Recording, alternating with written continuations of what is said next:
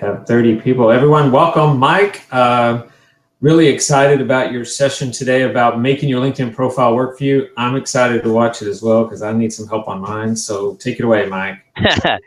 Sure thing. Thank you very much for everybody. Sorry for the late start. So first of all, I apologize for the casual attire. My house had a flood very recently, so all of my adult big boy clothes are in storage because my house is under construction technically. So I apologize. I'm not on like a shirt and tie, which I normally would have on for something like this. So the point of this session is to basically make your LinkedIn work for you. This day and age and how we are as a society and as a culture, as a professional society and culture, is that people want instant connection. But the one caveat to that with LinkedIn is that you don't always get an instant connection. Not many people put their email address on there. Not many people put their phone number on there. But as a job seeker, believe it or not, that's actually very important. And then as someone who is looking for job seekers, it's also important because if you're an actual hot to trot, what we call an active candidate, which means you need a job or you're actively looking for a job, I want to find you. So my preferred way to go is to look on LinkedIn, because that's where I've statistically found the best talent.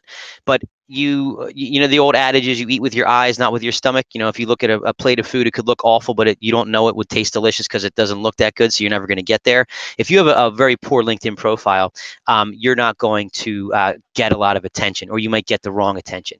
So, and something that I would really suggest you do is if you look right here, if you go home, if you go to your home profile, right? This is your wall. This is basically all the stuff that people that are in your network have posted. I didn't post this, but someone else has. So this is basically my network. This will give me LinkedIn news. These are basically things that they may think I want, or maybe things that I've clicked on in the past, and then the algorithm kind of tells me, or tells the platform what to put in front of me. Obviously, most courses, these are things that people that I've either looked at or people have looked at. And again, this is what they think I want to see. These are things that are promoted. Again, things that these all come from my network, or things that LinkedIn thinks that I want to see. They may be paid promotions, who knows? But these are things that are front and center to you. So these are things you can't change. Right over here, these are places that I've been to. I've been to these groups. As a recruiter, I join as many groups as I possibly can. On LinkedIn, you're able to join 50 groups at once. You can remove yourself from some of those groups, and you can add yourself into other groups at a time, but you can have up to 50 at any given time. You can join those groups. Some of those groups have like a gatekeeper, where that person will be either the author, the founder of that group, or maybe someone who's been tapped by the founder to kind of monitor incoming and outgoing traffic. So those are the people that will allow you in. 9 times out of 10, it's pretty much just a click OK and you're in. A lot of them are the ones that I join. I'm looking for job seekers. And I do that by locations. And anybody can build your own group. I highly recommend getting familiar with groups. So how you do that is you just go up here, you search. So I would say, just for example, say I would search Java, right? I'll just look for Java. So what I'll do is I have Java developers. It's a group. So I would click on Java developers, or say I want to do Java Philadelphia, right? Java jobs in Philadelphia. That's a group. Now, you're not going to find a group for every skill set in every location, but you need to search, you need to look for it, because again, it's usually filled with like-minded people, other job seekers. They may know about jobs that you don't know about, and they can also give you some advice on how you're, there may be some recruiters in there, and they may say, oh, maybe try this on your LinkedIn profile, maybe try that. Speaking of that, one thing you should have is you should always have a professional picture. The picture shouldn't have like a phantom hand over here. You shouldn't be like, cut out maybe like here, or maybe you're drinking a beer or on a boat. It should be something that projects what you want to show. Now, I'm a recruiter, so and I'm a professional, so I like to have a professional headshot. Now, if I was a party promoter, I'd probably have a picture of me, popping a champagne bottle, or, maybe just hanging out at a party, or it depends. Whatever the message you want to send, your picture's going to send that. Obviously, then this may come as a shock, or this may sound that this, it's maybe commonplace, but believe it or not, I see a lot of names that don't have the full name. It would say like Mike P, or maybe M Press, or things. I like to be called Mike, so I put Mike on here. If I was going by Michael, I'd put Michael, but put how you want to be addressed and put your full name. It's very easy, because some people, especially in the recruiting world, if you're looking for a job or you're looking for to attract people are going to call you whatever name's in front of you. Some people will err on the side of formality. Some people call me Michael, which is fine, doesn't bother me, but I choose Mike, so that's why it's here. I have a very little brief description of what I do and what my title is. Right here, I can see how many people view my profile, how many people view my posts, and then I have my items here. So these are my items. I don't have any because I don't do that. But if you want, you can save some items. Save job posts, any learning content, anything that you want people to see. I just personally don't do that. But one thing I do, I do a lot is I post here. I'll send a lot of posts. We have this thing that comes out every Tuesday and Thursday through Judge. It's called Marketing Bites, and these are little things that we kind of help job seekers do, and I post those every Tuesday and Thursday. I'm a little overdue today, but by the end of the day, I will have it out there. I put a link. I put our hashtag. I put our website. I put my email address. People can find me because I want to be found. Now, if you don't want to be found, that's okay.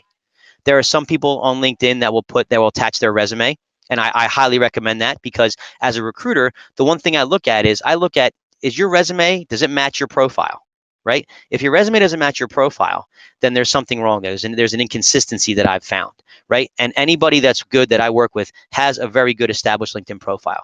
They also have, now if you go here, if you click on here, go to me, go to view your profile. I'm looking at my public profile. This is what people will see. Okay, I have my college, I have my current company, has all my connections. I can add a profile if I'd like. I can open this to either, I can let myself, am I open to hiring? I'm open to finding a new job. I am not, so I don't have that on here, right? Excuse me. I mean, I have these on here because I want people to attract me. So if you're not looking to hire or finding a new job, then don't put that on here, right? But only put what you want because people are going to come to you. The reason I have looking for a new job is because that helps me find candidates, believe it or not, and it helps me with business development. So right here is where people are going to have who you viewed. So these are people that some of these are in my company, some are not, but these are people who've also viewed these connections. And it'll tell you here, is it a first connection, second connection, third connection? What I do is when I'm talking to somebody, at the very least, I will join LinkedIn with them. I'll join their LinkedIn. So then I can take a look at their profile. Do I like something? Maybe they have like a background that I like, or maybe they have I don't have a background, right? So, because I had a picture and I was a little too busy. People were saying, I kind of get confused by your picture. So I just made it a benign general one, but I can add that. Just click on here. I can add a picture of anything I want. Most people, a big common thing is people will put like a picture of the skyline of the city they live most closely to or live in. Some people put a picture of the building they work at. Some people put, maybe a hobby. It's whatever you want to do. Again, whatever. This is the kind of the menu of you, right? What do you want people to get out of this? What do they expect when they look at you, right? And you can edit any of these, right? Now, the people that are looking at your profile will not have the ability to edit, obviously, but because it's your profile, you can edit anything. One thing I strongly recommend is right up here, your URL. That's a very tight, very succinct URL. When you join LinkedIn, you get a very random alphanumeric, and it starts from here all the way over, and it's just a bunch of garbled letters and numbers. The way you can change that is if you click Edit Public Profile and URL, brings you right here, and then I hit this pencil here, and then I can change it. I change that to that, right? I'm actually going to change it. You know what? I'll leave it. So you can change it to whatever you want. You hit save, off you go. That brings it right to your profile. You can go back to your profile by hitting me. And again, this is what people are going to see. Now, I have other groups of mine that are in here. For example, this NJASC, that's a non-for-profit group that I've been with for 26 years. So I want people to see that. So that helps me get, that kind of gives people more of a robust profile of who I am and what I am and what I do. So, you can add personal flavor to this. I highly recommend it. Some people don't. That's up to you. Again, this is your personal space to do whatever you want in. But the more someone knows about you, the easier it's going to be for them to reach out to you. And it's going to be more of a warm conversation. Where if they don't know much about you, they don't have a resume, there's no whatever, there's nothing there, then they're going to be very cold, and you may get that cold approach. I've gotten feedback, but when I've put an email out to someone, they say, "Do you even know me? Did you even read my profile?" Well, I did, but your profile didn't have much in it, so I didn't really have much to go off of. So if you want to be attracted the right way or attract the right people, you want to put the right stuff out there. So is this open to questions? Can I take questions on this?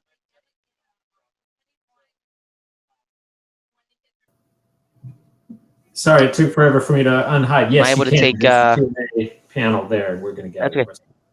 So I mean, I could talk about this for 2 hours and show you guys little tips and tricks and how to do certain things. I intentionally took some of my stuff out so that if we wanted to add it in, I could go back and add it in.